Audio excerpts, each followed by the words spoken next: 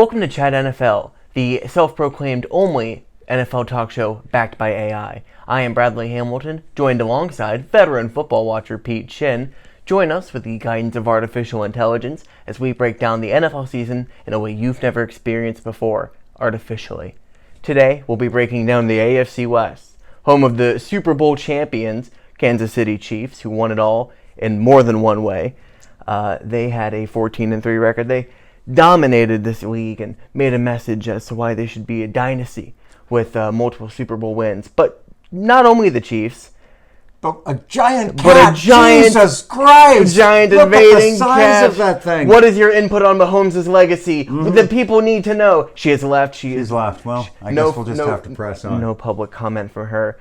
But apart from her input, can I get your input on the AFC West season from last year, please? I'm gonna go ahead and say let's restart that. Why? No. That's animal interference. That's what the people love. Okay, you've sold me. People love cats. I will tell you this about last year, which is that no one expected that the Denver Broncos would end up 5-12.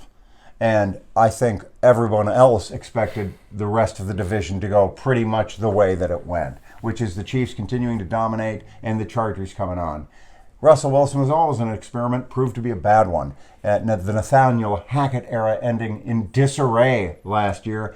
And frankly, the Raiders didn't look that great at the end of the last year either. They had one bright shining light, and that was a guy named Jason Stidham. Don't want to get too far in the future, but he's no longer with the Raiders. Also, his name is Jarrett Stidham. That's even better. Jason Stidham, while not a football player, a great guy, from what I hear. I don't know who Jason Stidham is. But we'll start with the Kansas City Chiefs. They won it all, the division, the Super Bowl, the season. So we'll start with them. Of course. In the offseason, they lose Frank Clark, 7.5 tackles for loss, 7.5 sacks, got 2.5 sacks in the postseason. It's been a long-time presence on that defensive line for the Chiefs. So while his numbers haven't always been as good as they once were, it's a veteran loss on that defensive line. They also lose Juju Smith-Schuster out of the wide receiver room. He had a pretty solid year, maybe not a ton of touchdowns, only 3, but I mean he picked up over 900 yards receiving, 12 yards a catch, not too bad. And then Orlando Brown Jr. is another big one, offensive tackle they had picked up from the Ravens not too long ago. He goes to a fellow AFC contender with the Cincinnati Bengals. It's a stud player in that offensive line who is no longer with him, and I think that'll be one of the bigger impact losses on this roster. Well, when you take a look at those losses, yeah, they're significant, no doubt. Frank Clark's a big loss in and of himself. Mm-hmm. On the other hand, you have to think that Reed will be able to plug different players into his system. He's proven to be able to do that year after year. When you have Patrick Mahomes, undisputably, I think at this point, the best quarterback in the league. Certainly in this generation. The football world's your oyster. It's nothing but up. I mean, you could lose a lot of key players, but when you have Mahomes as your quarterback, chances are typically good. Indeed. But now we get to go into additions for their roster. So what makes the Chiefs even better? You missed one of the key losses for the Chiefs, though. Oh, are you going to be referring to a coaching position? I'm not. I'm actually referring to Chad Henne. They're very capable backup of almost 15 years. Very clutch whenever he's called upon in those situational moments. And exactly. And although they got another competent backup whose name totally escapes me, look up their backup. Oh, well, go ahead and look up that Chiefs backup quarterback. Will you sing the? Oh, I believe they got Blaine Gabbert for one. That is right. They did get Blaine Gabbert. So Chad Henne and Blaine Gabbert, both former greats with the Jacksonville Jaguars, are now residing with another high caliber team. In the Kansas City Chiefs. In the Kansas City Chiefs. So the Jags QB room, very successful once they leave Jacksonville. But that's an example of what I'm talking about in terms of Andy Reid's ability to go get quality players and plug in those key losses. I know it seems like having a good backup quarterback isn't that key, but it's one of those things that can make the difference in a season. And it certainly made the difference last year for the Chiefs to have a competent veteran like Chad Henne at the controls when Mahomes was out for that series. Yeah, I would say that Henne's had a very pleasant career in the NFL. I don't know too many gruesome injuries. He usually gets paid about $1 million a year, you'd reckon, and he's keeping that bench pretty warm until he's called on one first down that's needed in the playoffs, and he delivers. Well, I don't want to get into a disquisition about the travails of traveling backup quarterbacks, but to suffice it to say, Chad Henne's career didn't probably end up quite the way a lot of people thought it would, because coming out of Michigan, there were expectations for him to be a starter. And he was drafted as a starter, not as a backup. But obviously, where he ended up is good for him and good for the Chiefs. Mm-hmm. So, happy trails for Chad Henne. Happy trails, Chad Henne. So now we move into key additions. Who are they going to replace at that hole that Chad Henne has left behind? Well, Blaine Gabbert. We already started Blaine Gabbert. But in other positions, they pick up right tackle Jawan Taylor. He had his first truly great year in Jacksonville. He was sort of on the outs for a lot of people entering the 2022 season. Had a couple holding penalties, didn't always look great in the run game. Dominated in a lot of ways in this last season. And now that he's shown that he's a true caliber starting tackle, the Chiefs decided to pick him up and sort of add him to the right side. So not exactly where Orlando Brown was. I believe he was a left tackle. But another addition they got in for their offensive line at left tackle is Donovan Smith, longtime Buccaneer. He helps address the issue at tackle, but he's also the only player the Chiefs have ever picked up that I have made food for. Really? Absolutely true. I was working at a small 3-location restaurant here in our local area, which I will not disclose due to our massive fan base. Of course, you don't want them stormed and overwhelmed. I don't want to get overwhelmed with paparazzi. I understand. But there was a rather large man who had come into the restaurant and ordered food with his family, and we were all thinking that that's let me pull up his stats here, but he was close to the ceiling. He was holding his baby in his arm like a football. He was a giant man. He was a mammoth man. And when we were discussing this man, one of our managers went to his credit card and was like, "I thought I had seen that guy somewhere before. That was Donovan Smith." And me at the time was not just well versed in all NFL players, was not sure who Donovan Smith was. But then I had learned at the time, so I learned who he was by making him food. Well, that suggests to me that the Chiefs will probably have a rerun of their excellent season from last year, since you have prepared the food for one of their key additions to their offensive line. But on a serious note, the fact that they have indeed tried to bolster their offensive line is all part and parcel of their management and coaching strategy there, where they're making sure that their lines, just like in Philadelphia, their focus is on their lines and drafting and adding players. So too for the Kansas City Chiefs. When you have a quarterback as good as Patrick Mahomes, you want him to have every possible opportunity to showcase why he's the best. And having a good offensive line is key for that. But not only are their offensive line additions important, I would say some of the defensive additions they made also kind of stand out. The big one is Drew Tranquill, linebacker from the Chargers, who had a breakout year with them. So he moves within the division, a star on defense for the Chargers. Now going against their number one rival at this current stage. He had 146 tackles, 12 for loss, picked up 5 sacks, had an interception, broke up some passes. He was making his presence felt in every aspect on defense.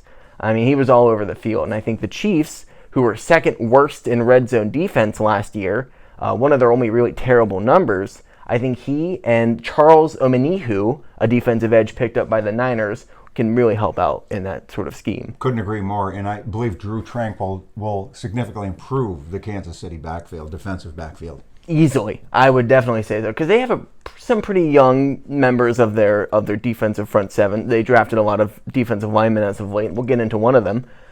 So I think getting sort of a breakthrough, a rising star of a player on your linebacker room, I think I like the move. I think it's smart. I think Reed's cooking with that addition. I think their defensive staff will like that move.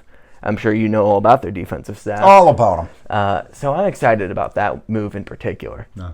And so for additions, it's really those that stand out. They lost Orlando Brown Jr., they pick up the lineman to replace him, and they make a move at the linebacker room. Well, and in terms of their coaching staff, since you brought it up, they did lose, of course, their offensive coordinator, Eric Bieniemy. Bieniemy, yes. A longtime OC, but there were always questions about how much Eric Bieniemy really contributed to that Andy Reid offense. And I don't mean to discredit in any way his contributions to the Kansas City dynasty, because that's the only way you can describe it at this point. Easily. I mean, he's a key member of Reid's staff, so he'll be missed, presumably. But one would hope. Still, you would think that head coach Andy Reid is more than capable of picking up the chores. And of course, they did, replace Eric Bieniemy with someone whom I don't know. You don't know? I don't remember. We will pull. I can't recall. But Steve Spagnuolo, which is for me the more important figure, their defensive coordinator, is their defensive coordinator has remained on staff, and so there's going to be defensive continuity in Kansas City. And although Kansas City has had some defensive breakdowns, the reality is that he's a good defensive coordinator, and having that defensive coordinator is going to help them quite a bit. And thanks for bringing up the fact that they promoted Matt Nagy to be their offensive coordinator, the former Bears head coach, as a matter of fact. I believe he was a coordinator for them as well. He may have been, but he was definitely at one point the Bears head coach and was responsible for trying to turn Mitch Trubisky into an NFL quarterback, which he did not succeed in doing. However, Mike Tomlin in Pittsburgh seems to have turned him into a capable backup. Yeah, tell you what, when I looked at the old highlight, we'll briefly talk about Mitch Trubisky with the Steelers, that George Pickens catch from last year, that was like top 5 catches. I forgot Mitch Trubisky threw that ball on a quick note.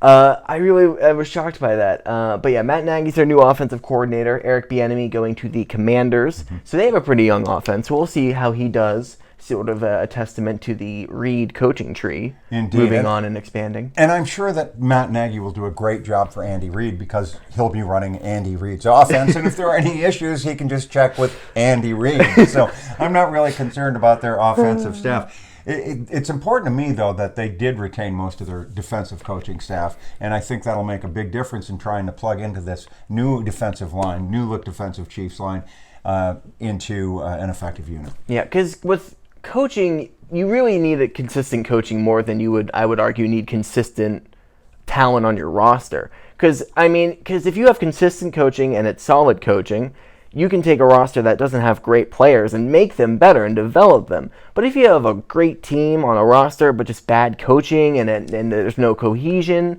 I feel like things fall apart a bit easier. So I would say that the consistency of the Chiefs coaching staff to a degree is definitely a positive. Well, let's take a look at the alter image of. Are we done with the Chiefs additions, or did we get through the draft? Did we talk about their draft? We gotta get to the draft, man. Oh, man, because I'm ready to talk about the Los Angeles Chargers.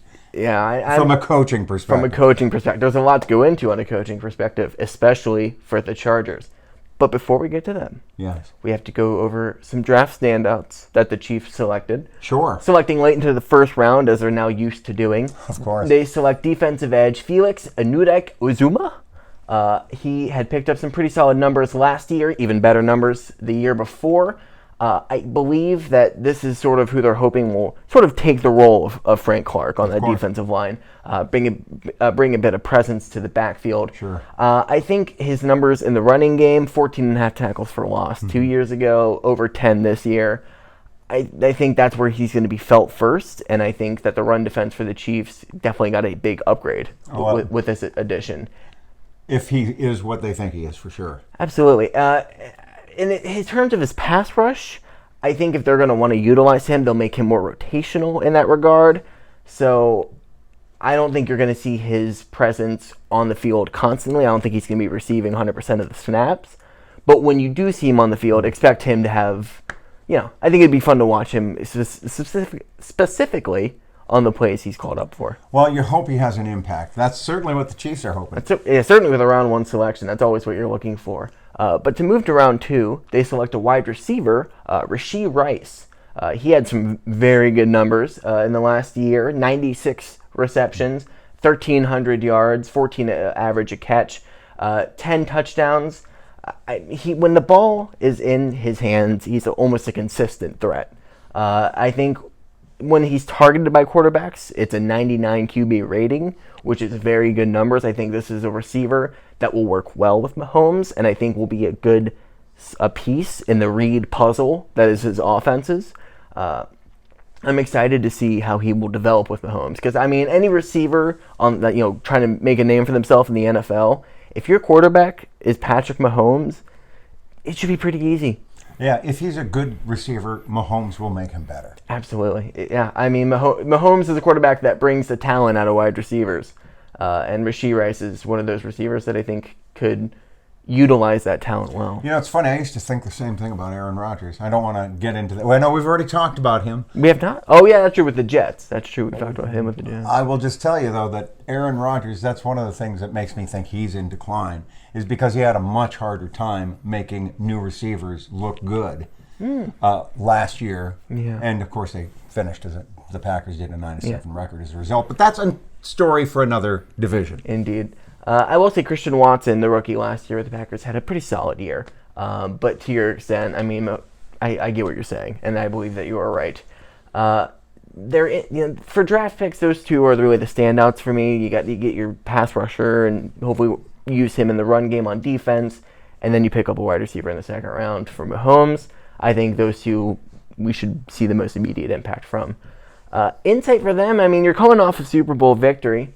You know what I mean? The main issues I felt like they had, which red zone defense being the main one, I felt like was addressed well. I think I can't be too harsh on them. The main question you have about the Chiefs is this.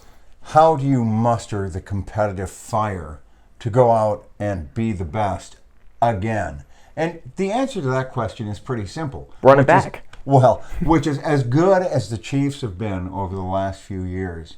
They still have not, for example, accomplished what the early 2000s era New England Patriots were able to do, which is win 3 championships in 4 years. They have a lot of benchmarks ahead of them that they could meet. And for guys like Patrick Mahomes and Travis Kelce and some of the other established stars on that team, and even for Andy Reid, the idea of winning multiple Super Bowls when somebody else has done that already has to be an intensely motivating factor. Yeah, I mean, I feel like it would be more motivating to want to win a Super Bowl right after you win the Super Bowl. Because, I mean, back-to-back Super Bowls is a pretty hard flex in the NFL. I mean, it's a pretty we hard were the thing to do. champions, and that was pretty cool. But then we went and did it again, and you did nothing to stop us. Right, and you know what's better than that, Brad? Doing it again. A three-peat. There's nothing better than a three-peat, except, well, you get where this is going. In any event, I feel like the Chiefs have plenty of motivation, and I think they'll put that motivation to good use again this year, would be my strong suspicion. Yeah, I think they drafted well, and I think that their roster didn't take... I think the blows their roster took were mitigated well enough, and any other excess, let's say, downgrade to the roster, I mean, it's still Patrick Mahomes, it's still Andy Reid, it's still the Chiefs. I mean, they got 14 wins last year. I'll tell you one other thing, which makes me think the Chiefs are going to continue to do well. If there's anything that might have derailed Andy Reid and the Chiefs, you would think it would be the arrest and conviction of Reid's son for a DUI-related crime that, caused grievous injury and death to another family. And so the reality, though, is that didn't seem to slow Andy Reid down at all. And if he and the Chiefs organization can simply absorb that and keep rolling on, there's no reason to think that anything short of nuclear Armageddon is probably going to keep the Chiefs from continuing to do what they've been doing since Mahomes got to the team, which is win consistently. And if we do undergo nuclear fallout, I don't think Missouri is a big threat. That's where there are lots of targets there. This is not that show. This is not that show. Tune us for our AI-generated military breakdown podcast, where we break down strategies of former battles and project our current favorite conflicts. No. And you didn't want to start this over, huh? Well, that's your choice. That's your choice. This is Ginger's curse on us. But now we get to the San Diego, the team formerly known as the San Diego Chargers, now known as the Los Angeles Chargers, but in the hearts of millions, still the San Diego Superchargers. When you say an LA Chargers fan, you're referring to the people of San Diego. Well, presumably. Although I guess that the team has probably garnered some fans again. Because at one point in the misty past, they were the Los Angeles Chargers when they were first brought onto the scene, as I believe I understand my NFL history. And eventually the cities are going to get big enough they'll just merge into one anyways, and it's just to become a full urban sprawl. Yeah, I really hope so, because that way my cognitive impairment about saying the Los Angeles Chargers will suddenly become trendy and they'll become the San Diego Chargers again. But in the meantime, they've got a whole nother NFL season to go through.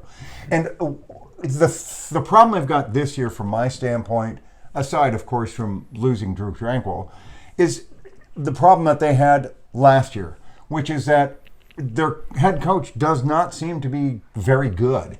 No. He doesn't seem to be able to maximize the talent that he has on the field. Chargers, on paper, look to be a good team who keep getting, at least, if not better, at least they maintain the level of quality in terms of their talent year in and year out. And yet they consistently fail to overperform or even perform to expectations.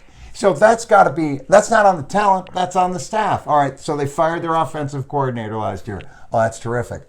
But I personally don't think that I've seen anything out of head coach Brandon Staley that makes me think that he is an effective head coach. Sure, he got him to a playoff berth last year where they lost in ignoble fashion. And oh, by the way, the reason that they lost that game against Jacksonville, arguably, is because they didn't have one of their stud receivers injured in a totally senseless game the week before against the hapless Broncos. Which they lost. They lost not only their receiver, but the game itself. So, loss of epic proportions. That's why I'm not a big fan of the Chargers head coach, and feel like they'll have a hard time kicking in the door to any greater success if they don't take a different approach from a leadership standpoint. But I've gone too far too fast, because they have done some things this offseason, have they not? They have done some things. In the coaching staff room, that much you're aware of, but in the roster, this is my ordain. They lost Drew Tranquill. We know that. We've talked about that. But they also lost in their linebacker room Kyle Van Noy. He had picked up 5 sacks, a forced fumble, some fumble recoveries. They'll miss him. So they have 2 linebackers that were starters gone. They lose Nasir Adderley, who retired after, I think, just 4 or 5 years in the NFL, which, based on just the injuries from last year, makes sense, in my opinion. But he had some good numbers, picked up over 60 tackles, had some interceptions, broke up some passes. So they lost 2 linebackers and a safety. Granted, they have Derwin James still, who's an all-star safety. But it's a lot of losses in your secondary area and in your linebacker room. And I can't love that, because, we know their offense was better than their defense. Their offense was the strong suit. So if your defense gets worse, how are you expecting to win games? Don't worry about it. Brendan Staley is a defensive mastermind. That's what I hear around the league. So let him cook. You let Brendan Staley cook. But seriously, those are some significant losses from their linebacker core and from their defensive backfield. Tell me about how they're going to replace him, Brad. They have one big name to replace the linebacker room, and they picked up Eric Kendricks. Very good linebacker from the Vikings. I very much liked what I saw from him. He had over 120 tackles, 11 for loss, a sack, a fumble recovery, broke up 6 passes. In the run and screen game, he's pretty lights out. Sounds like a good addition. He is a good addition, but in terms of key additions, he's really the only name that stands out. No other names I saw from signings was like starting caliber or numbers that were even worth writing down. Interesting. So I don't... Well, they did get one guy that was kind of important. Who did they pick up? Well, they retained Austin Eckler. Yes. Their number 1 receiver, who also runs the ball sometimes. That's true. And so he is a potent threat that they had to have on offense if they wish to remain an explosive offense next year. It was very clutch of them to keep him. To have both a strong passing and running game, and to have your running game be kind of the reason your passing game is so strong. My God, what a combination. What a formula for a 10-7 team. Oh, it's incredible. So that's a big plus on terms of their overall roster. But the reality is that when you're telling me they didn't really add too much else in terms of their roster, well, surely they knocked it out of the park on the draft then, Brad. I didn't hate their draft. I really didn't. I thought there were some people who I really liked. A guy we've talked about numerous times, unrecorded, wide receiver Quentin Johnston in the first round. We've sort of thrown names around to compare him with Megatron, some of those deeper threat guys. This is the kid from TCU, This right? is the TCU guy. Yeah, I was talking about him. He went in that run of wide receivers in the late first round. He averaged 19 yards a catch in college. I mean, that's an insanely high number to be averaging. Sure it is. And I'm sure they're looking at him to at least supplement the injury-prone Mike Williams. I was about to say, honestly, it kind of sounds like they grabbed a second Mike Williams, is what I'd written down in my original notes. I mean, he was top 5 in his conference in yards per catch throughout his career. So, I mean, that 18 yards a catch, it was just consistent It was consistent deep threat presence. Yeah, you and I have talked about this guy, and he sounds like he's a real stud. So that's a good pickup in terms of the Chargers offense for sure. Absolutely. We'll see what their new offensive coordinator does with his skills and see how he utilizes him. Maybe he doesn't get him hurt in the last week of the regular season before their playoff game. We'll just have to wait and see on that. Indeed. And in the third round, they picked up a linebacker. I wrote this down because I felt that the position needed a bit of help. Diane Henley. He had snagged 4 interceptions in 2021 with Nevada, transferred to Washington State. That ball hawking, that interception ability sort of kind of dropped a little bit, but his superior competition if he went to Washington State. Yeah, I mean, from 4 picks down to just 1, but his backfield presence, his run game dominance is what kind of stood out. He picked up 100 tackles, 12 for a loss, had picked up 4 sacks, and had 3 forced fumbles. So he turns the ball over. But as a third rounder, he's still a developmental prospect. Absolutely. I would say he's developmental. But because of what their linebacker room looks like right now, I think his development will be coming from on-the-field experience. We may be seeing more of him. I honestly, yes. And I think his ability to make explosive plays in the backfield with forcing fumbles and tackles for losses, but also we've seen he can make picks.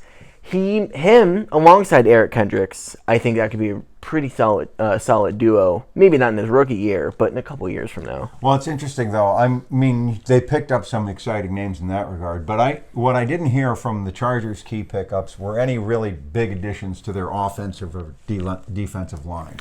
Yeah, nothing. Which is another, huge. Again, it's just a difference in philosophy in some of these teams. You can see that some teams prioritize it over others, and I don't think the Chargers really have. No, I don't love. We heard about their offensive line sustaining some injuries throughout the regular season. We saw the consequences of that when Justin Herbert broke his ribs, and granted, I think they still won that game, and it was a legendary performance. But if you have a better offensive line who's not hurt, I don't think your quarterback has broken ribs when he's making highlights. Oh, that's an interesting point. So I think it's important that they work on their offensive line, and I didn't see anything about their offensive line, and that's just, how can they expect things to change, I guess, is what I'm saying. Their defensive line hasn't changed much. Granted, they have Joey Bosa and Khalil Mack, so it doesn't really have to on the edge, but I don't really know about their interior pressure. And yeah, their lines need some work, and then they weren't addressed enough, I'd say, in this offseason. So do you have any other insight into the Chargers? Because I think they still have enough talent to do pretty well in the division, the most likely outcome for this division is a fairly similar outcome to last year, at least when it comes to the Chargers. I think their offense is just going to be better. I think Herbert's going to develop more. I think having Quentin Johnston to replace Mike Williams whenever he's getting a little hurt or feeling tired, I think their offense has gotten better, and I think that will actually lead to, I won't spoil exactly, but I think it will lead to more wins than last year. But I do think the defense is still their Achilles, and it's what teams are going to exploit in order to beat them. Well, so every game then you expect to be a shootout with the Los Angeles Chargers in 2023, I do 2024. expect a shootout, but I also expect a lot of turnovers. They liked picking the ball off, especially in the playoffs. They grabbed some players who are really good at turning the ball over, forcing a lot of fumbles. So I think their defense, while maybe not great in terms of yardage allowed, will be making a lot of takeaways. Well, perhaps so, but I'll come back to my original point, which is that So you expect them to win more games, and I wouldn't even know what the over-under is in betting markets for how many is expected. I would suspect that the over-under is somewhere around 10 games for them to win. Would be my guess. Maybe 11. But how many of those games is Brandon Staley going to throw away? You have to ask that question as well. Bad coaching, it doesn't travel well, and it doesn't carry on well from year to year, unless he himself has gone through a serious process of soul-searching and growth, which he and his team and his franchise and the LA Chargers fans can only hope. In the meantime, though, I would expect him still to field a good team and win games, not because of Staley, but in spite of him. Yeah, we'll see. I think the likelihood of Staley still being the Chargers coach this time next year is pretty slim. I wouldn't. Unless they make a deep playoff run.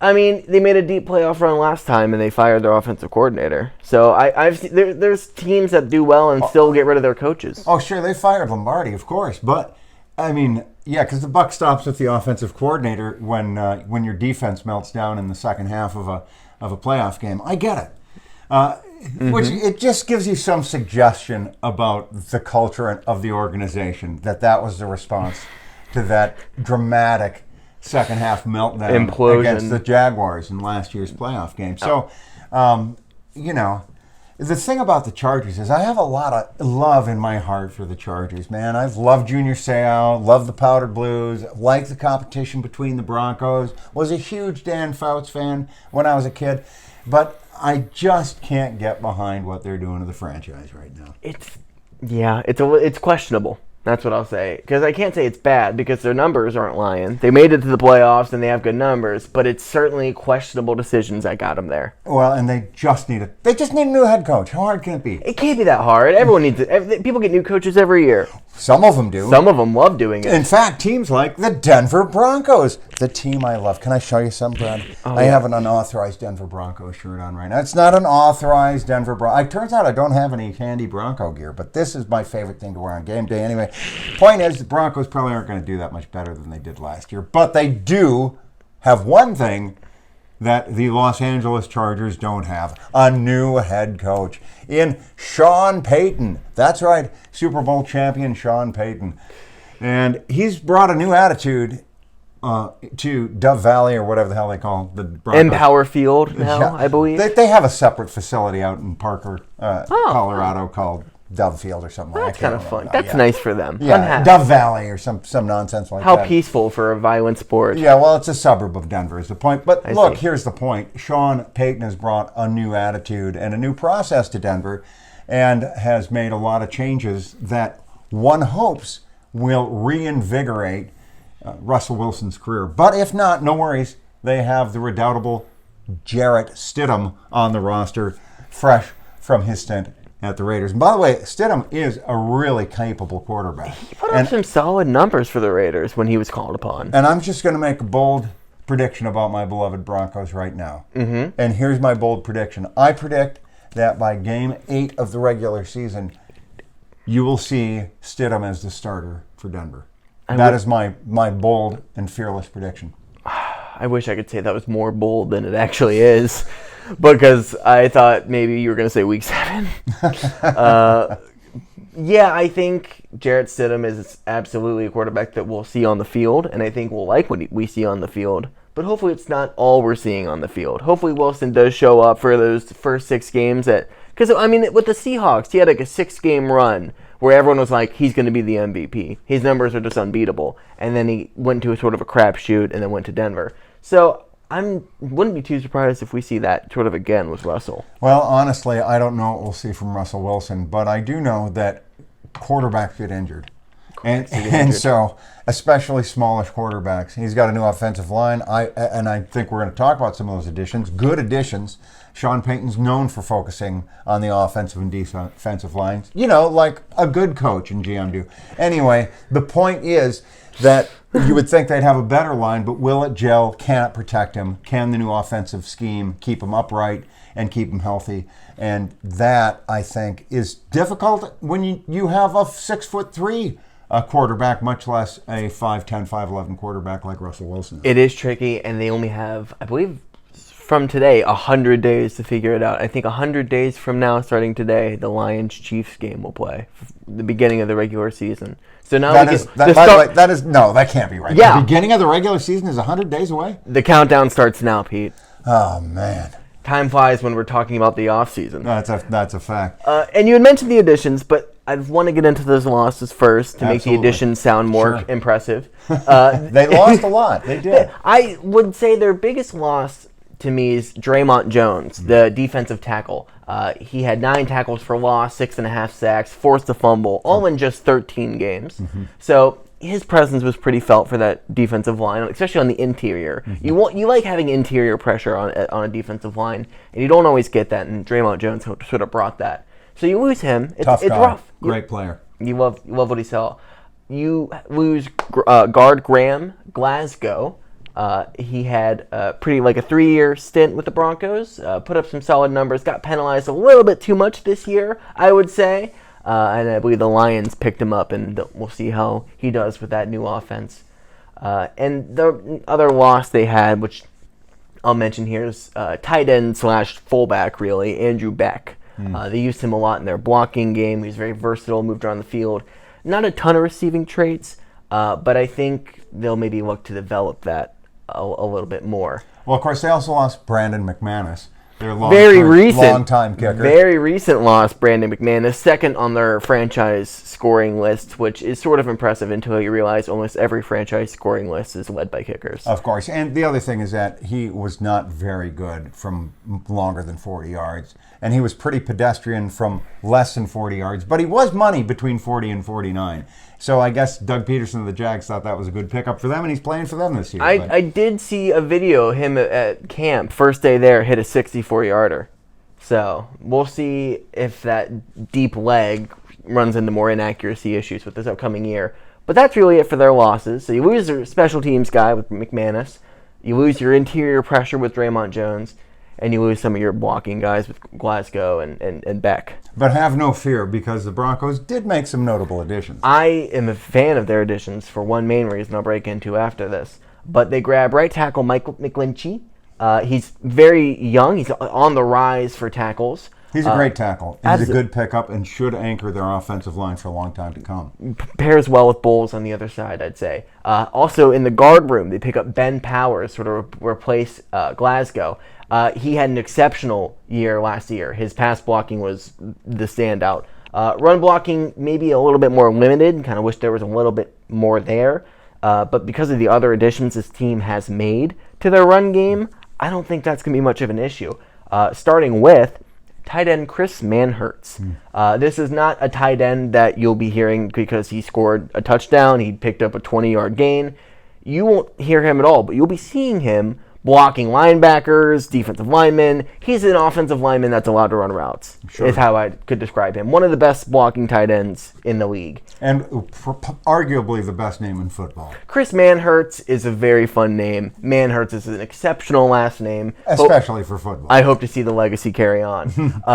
I think he, alongside their very good running back, Javonte Williams. Of course, yes. Thank you for reminding me. Assuming healthy. Assuming healthy, and if not healthy, Samaje Perine, an addition they had this year. I think he can make both of those running backs get even more yardage and just make them look even better. So I think he's a huge, helpful addition for the run game, which is my sort of mainstay away from the additions, apart from, of course, the dreaded Jarrett Stidham. But the most important change that the Broncos made was, of course, to their coaching staff. It has to be the coaching staff, comparatively to what they had last year. Easily. I think that, you can expect several more wins out of the Broncos just from the fact that the games will be well managed and the team will be well run. So from that standpoint, the Broncos can look at nothing but rosy skies. And of course, there are people with some orange and blue tinted colored sunglasses who think that Peyton might be able to, Sean Payton that is, not Peyton Manning, that Sean Payton might be able to engineer a quick one-year turnaround given the collection of talent that's been assembled on that roster. But my view is that that's probably optimistic. But speaking of Peyton Manning, I think a highlight for this upcoming year is that it's more than likely we will not have footage of Peyton Manning yelling at his television to call a timeout while commentating on a Monday Night Football game. That was the highlight really the low light within, I think, the first 3 weeks of the Broncos year? That was pretty bad. No, the low light for me was simply when they had a chance to win their first regular season game in Seattle and should have won the game, and clearly didn't win the game because of coaching disarray.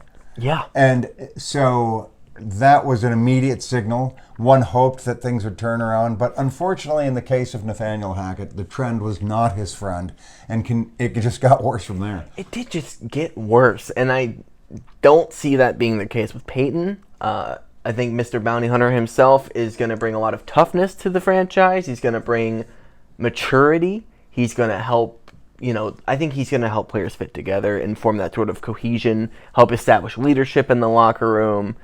I think he just brings a lot that a coach should bring to his team. He should, although in fairness, Belichick is regularly labeled as a cheater for having video cameras at the wrong time and for Deflategate. And with a very evident, evidence-driven reason. Yes, but let's not forget, Bill Belichick has never been suspended from the NFL for an entire year, and Sean Payton has.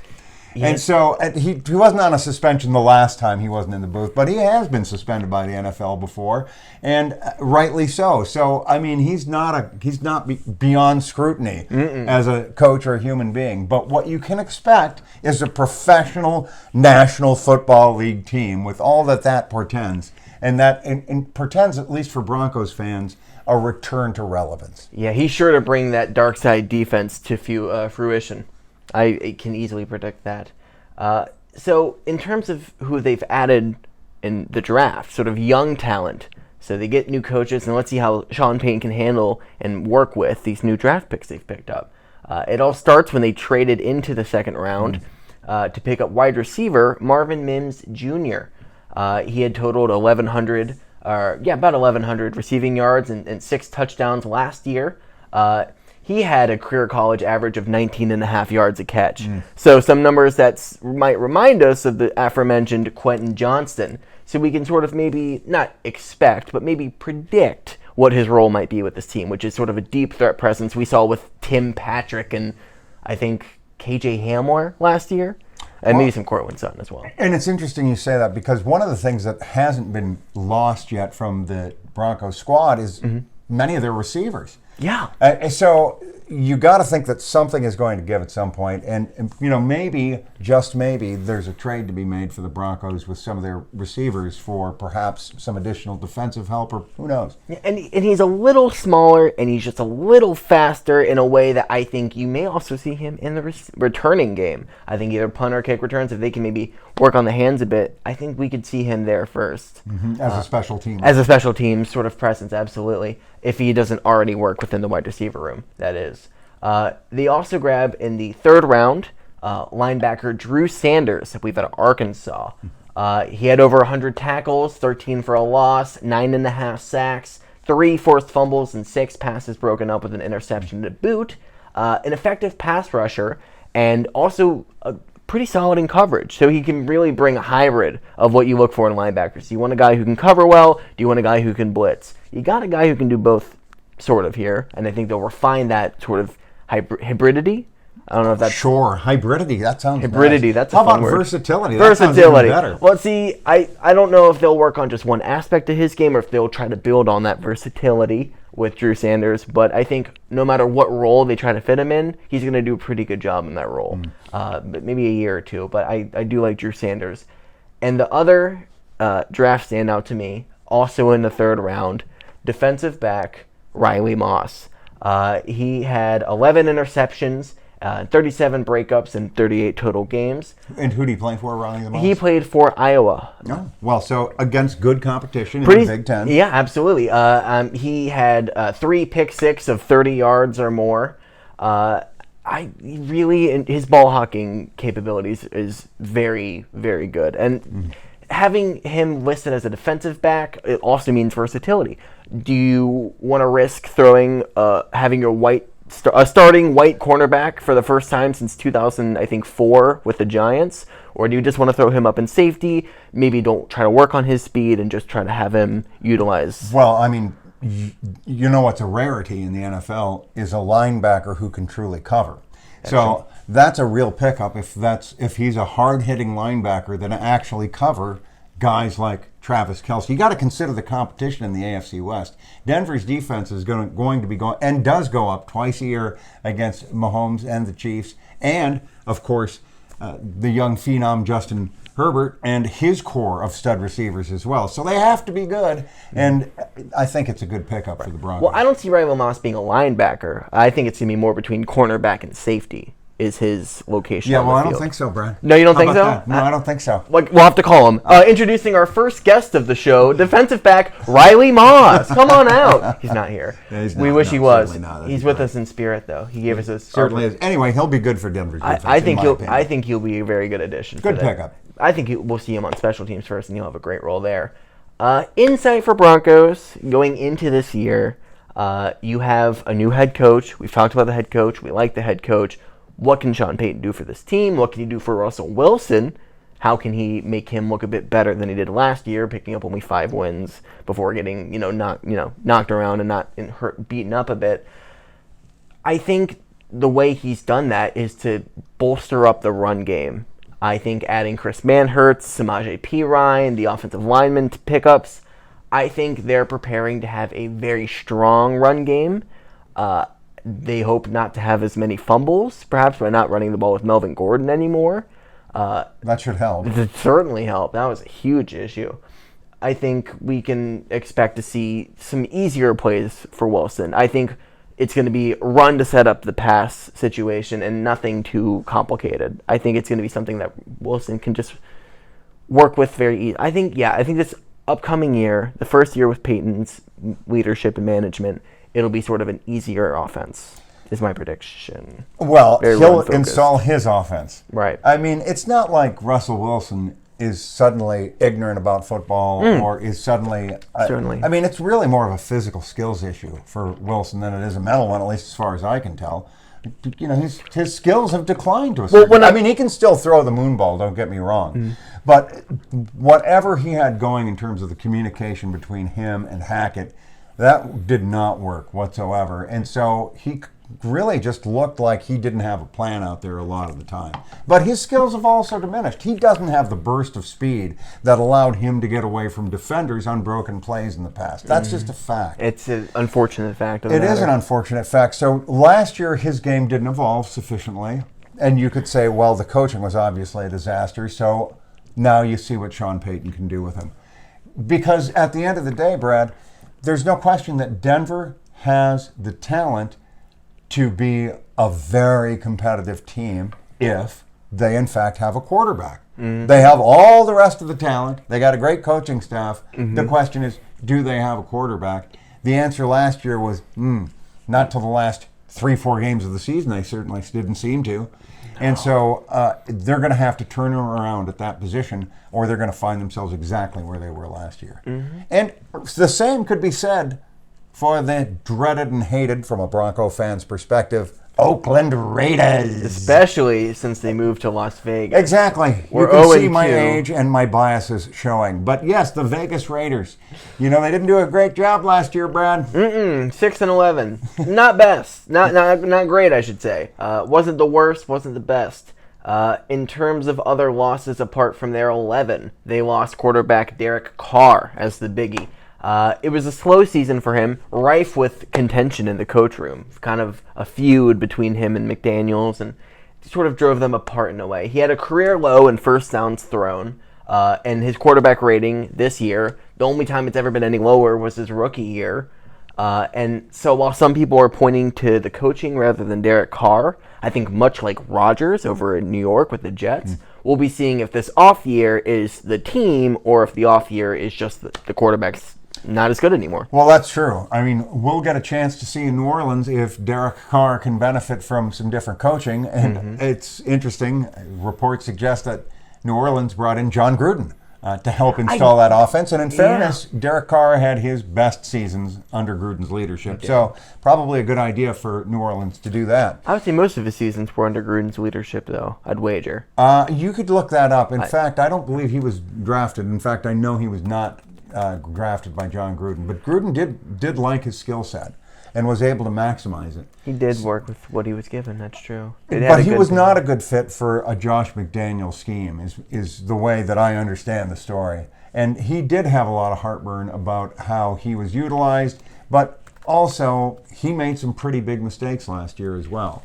And has been known to make some mistakes at key times and has not been known to win big games. Like, for example, any of the times that Derek Carr has made a playoff appearance.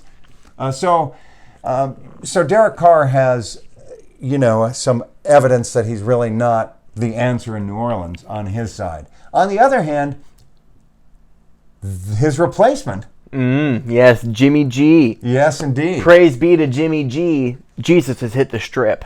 One of the greatest quarterbacks, when healthy, of the last 15 years. Jimmy Garoppolo, I would argue, I think he's a great quarterback when he's healthy. Problem is that, and he has, by the way, a stunning win percentage as a starter when healthy. But the problem is that he has not been able to stay healthy for a full season since the San Francisco 49ers made a Super Bowl run several years ago. The injury bug has been a little rough with him. And what's also rough, I would say, is that one of the biggest receiving targets, apart from Devontae Adams for the Raiders, was Darren Waller. And in losing him and losing your main starting tight end, you're not making it easier for Garoppolo to move within this offense. And it's also not easy for him to move at all right now following his failed physical due to his foot surgeries. And we'll hope that he recovers in time, because if not, the quarterback room in Las Vegas is suddenly a lot more problematic, with Brian Hoyer projected to be the starter if Garoppolo cannot chalk it up to date here. Well, it is a huge problem for the Raiders that Jimmy Garoppolo, we just talked about how he's oft injured, and it turns out, you're still injured. Yeah. And I'm sure they had a contingency for that in his contract. Yeah. And I'm sure they knew about it before they signed him. Yeah, they moved some money around after the failed physical, but I think they knew when they picked him up that he was still injured. Of course, it's not like that could be hidden, nor would Garoppolo want to hide that in any event. Certainly not. So I suspect, modern medicine being what it is, I would be surprised, very surprised in fact, if Garoppolo isn't ready to go by the first game of the season. It would be a shock if he wasn't. That's true. I think he should be set to go. But on the other hand, will he survive contact? Will he survive actual football? And will he be able to lead the Raiders more than 4 or 5 games before he gets knocked out? Yeah, well... And so that's impossible to predict, obviously. But if healthy, I like the Raiders with a Jimmy Garoppolo-led offense, and Devontae Adams still, in my opinion, one of the great receivers in the game right now. So I think that offensively speaking, plus they have retained Josh Jacobs' services, did they not? Yeah, the league leading rusher in terms of And yardage. so they should have a potent offense on paper. Of course, it's hard to say that when you don't know whether or not the quarterback's coming back from a foot injury or not. That is true. The quarterback is sort of the key piece there. But they did add to their offense where they had lost with Waller. They had picked up tight end Austin Hooper. He was with the Titans for a bit, helps fill that receiving tight end gap. 10 at almost 11 yards a catch, 444 yards, 2 touchdowns. He's a quality tight end. He's a great possession tight end. He'll make the catches if you call him to. They also add Jacoby Myers to their wide receiver room, sort of a wide receiver 2, apart from Adams. He picked up over 800 yards, 12 yards a catch, 6 touchdowns. I think... For New England last year. For New England, absolutely. Yeah. So I think it's good to have... I think it's very important to add to your wide receiver room when you want to have a new quarterback coming to town for the first time in almost 10 years. So, Carr was drafted in 2014.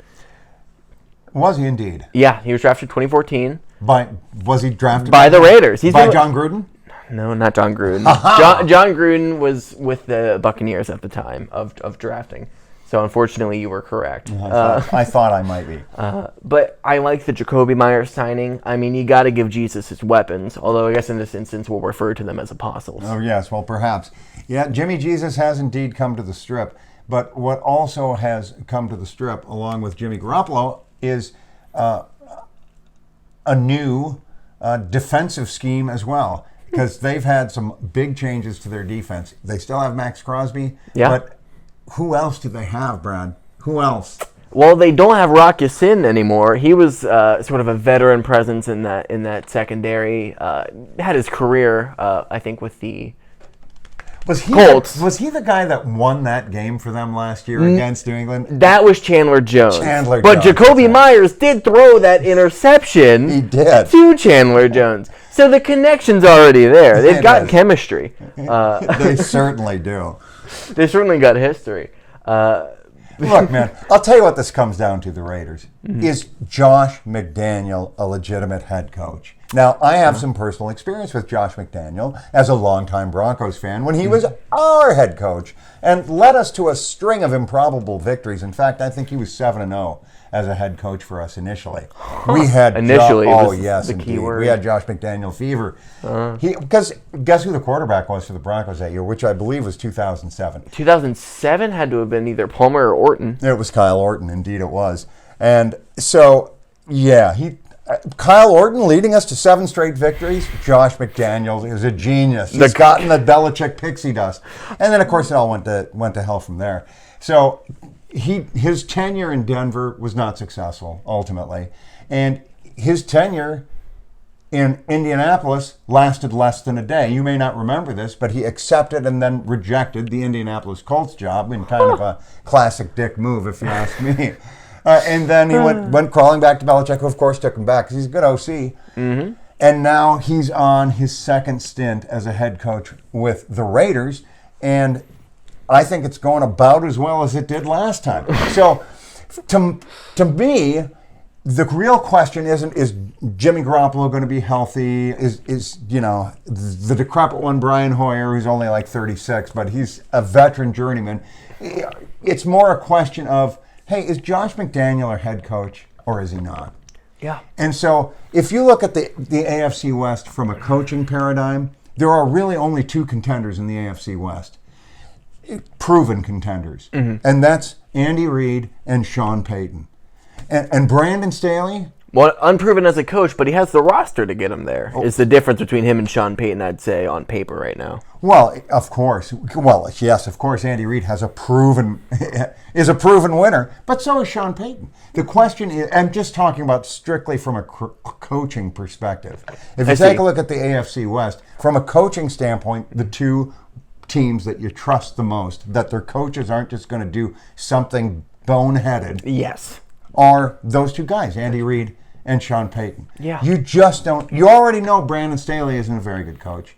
But this year is the year you're going to find out whether or not Josh McDaniel is a very good coach. At least you'll have your confirmation bias, if you're a former Broncos fan, confirmed if you're a Raiders fan. And how cool for Josh McDaniel if he fails this year. If Josh McDaniel fails and the Raiders go flaming out and into the toilet, he'll have the distinction of being hated by 2 separate AFC West franchises who otherwise hate each other. He will have bridged a gap between Broncos and Raiders fans in terms of mutual hatred. And I think that that's something that we can all look forward to. And then he gets to end his career as an offensive coordinator for the Patriots. Oh, certainly. They certainly have needed one. Sure needed one last year, that's for sure. And that's a fair point. I mean, New England did miss Josh McDaniel. Mm-hmm. And I'm kidding, of course, about him as a head coach.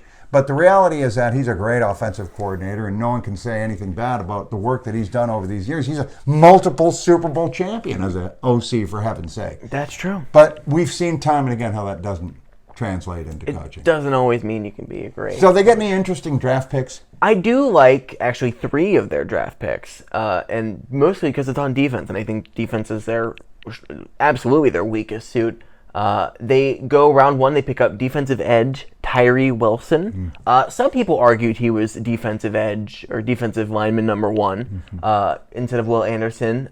He reminds me of another D lineman taken early in the draft, actually from the year before, which is Trayvon Walker. Oh, yeah. When they described when they described Trayvon Walker and they described Tyree Wilson, you can culminate it to, this guy has every single ounce of raw talent you could ask for. And all that needs to happen now is refinement. Sure. You just need to make it NFL level, but it's all there. And in the case of Trayvon Martin, of course, you're talking about the number 1 pick. That did I get it right? You did say Trayvon Martin, yes, instead of Trayvon Walker. I believe Trayvon Martin was killed in Ferguson. Oh, so not the same person. But Trayvon Walker rest in peace, Trayvon Martin. But Trayvon Walker, who we were talking about. So sorry. Indeed. I like Tyree Wilson because I think I can compare him to that immediately. He had picked up 27.5 tackles for loss, 14 sacks in just 2 college seasons. I think because Max Crosby, I mean, he was leading in QB pressures and like QB hits and things like that. With that amount of pressure on one side of the defensive line, I think Tyree Wilson can bring that second amount of additional pressure. Indeed. Thank you. I think they can close in on the quarterback in a way they were not always successful at doing last year to really boost that defense. Well, again, it all comes down to, yes, it sounds like great additions to that defensive front seven, and it should make a difference if Josh McDaniel can get him coached up. That's what it takes. Tyree Wilson is a McDaniel's project, or at least a defensive coordinator project, but I think his upside is sky high. I agree. And as for Trayvon Walker, you're talking about the number 1 draft pick that Jacksonville took last year. In 2021, yes. Trayvon Walker. Yeah, and so I would compare Tyree Wilson to him in terms of just that production and that capability. And Walker had a phenomenal impact last year. Now, it wasn't quite the impact that he wasn't Bruce Smith. Some people say that Aiden Hutchinson, number 2 overall, did have a better rookie year, which I would argue is true. Aiden Hutchinson did have a better rookie year, but that was sort of the expectation when you were talking about him. You draft Trayvon Walker for the future, you draft Aiden Hutchinson for now. That's what I heard last year in terms of draft talk. And you feel it to be confirmed. We'll see. That's what the second year is for. But I like Tyree Wilson. I think it's a really good pass rush presence paired with already some good pass rush presence. So that's only going to work well. Second round, they grab arguably number 1 overall tight end, Michael Mayer out of Notre Dame. Dalton Kincaid, who was the first tight end selected, he's the clear number 1 pass-catching tight end. But Michael Mayer is that he can do both. When you talked a couple episodes ago about a tight end, you can get one who can catch and you can get one who can block. But if you get one who can do both, you've got a good tight end.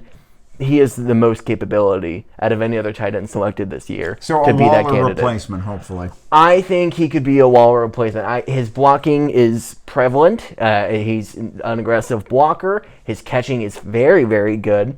I think as terms of overall tight ends and a tight end who can move the sticks and block to move the sticks, he's your guy. Sure. So I think he was a great selection for the Raiders and a great future pick. And I'll briefly touch on in the third round, they grab defensive tackle Brian Young, out of Texas. His run game presence is something the Raiders need desperately. Their pass rush was pretty good. Their run defense was not good. Sure. So I think getting a pick like him is going to be an immediate presence felt in that run defense. His ability to get past linemen and just make his presence known almost immediately on certain plays. I think the Raiders will look to utilize that, and I think they will likely do so. So I think their draft standouts to me is pressure on the defensive line and Darren Waller replacement. So, Brad, do you think that they've made the sufficient changes necessary to make a wholesale change in their fortunes for next year? No. Because and I would say that my thought of no, my bias of no, was reaffirmed with the recent news of Garoppolo's injury update and physical. Because before even knowing about all that, I wasn't fully comfortable with the QB situation. I'm still not fully sold on the defense, and especially the secondary. Secondary, I did not like where it was at last year, and now they lose Rock Ya-Sin, who was like one of the only names that really stood out to me on that defense. In terms of the secondary. Sure. So those are my main issues with the Raiders, I would say, is that their secondary is really bad, and that's going to cost them a lot of games, and it's going to make bouncing back from last year, pretty unlikely. Well, Brad, what's your overall take on the AFC West, or would you like to know what artificial intelligence thinks? I'd like to know what artificial intelligence thinks first. Well, I will tell you that artificial intelligence thinks about the exact same way I suspect that most rational human beings think about this conference. Well, that's what we hope for. This division of the American Football Conference, which is that the Kansas City Chiefs are going to win again the conference or the division, and I think they're going to win the conference myself. I think that the Chiefs are likely to repeat as AFC champions. That is the most likely outcome, and I'm sure that any betting line will establish that fact immediately. Not that we bet. Once No, again, certainly we not. do not bet, do not condone sports betting. But artificial intelligence predicts the Chiefs will have a 13-4 record this year. 13-4. And it projects that final record with an 80% degree of confidence. 80%. I believe that is the highest degree of confidence we've had from AI yet.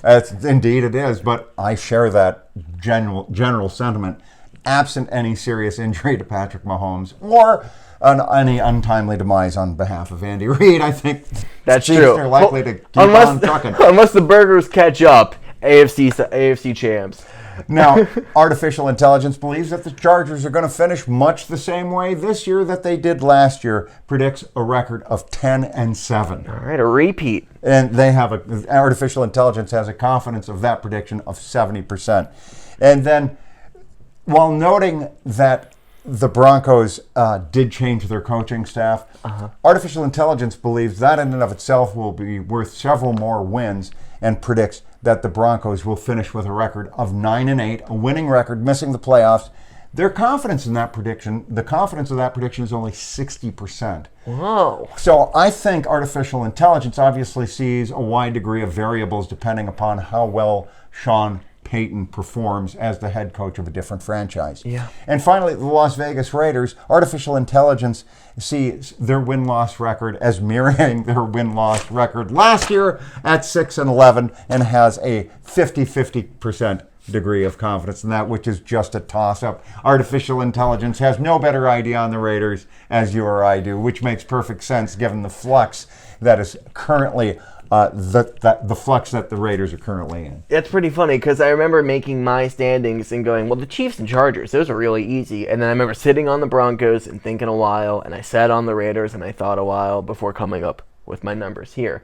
I also think the Chiefs will go number 1 in the AFC, going 14-3. I mean, monster performance from the Chiefs. I'll take the under on your prediction, but still I think they're going to do well. LA Chargers go 12-5. Oh, you think they'll surprise? I think their offense got better than their defense got worse, if that makes sense. Sure. So I think they add 2 wins from their previous year's total. I think they clinch a wild card spot, and God, it'd be funny if they lost again in the division round, like 28-0 this time.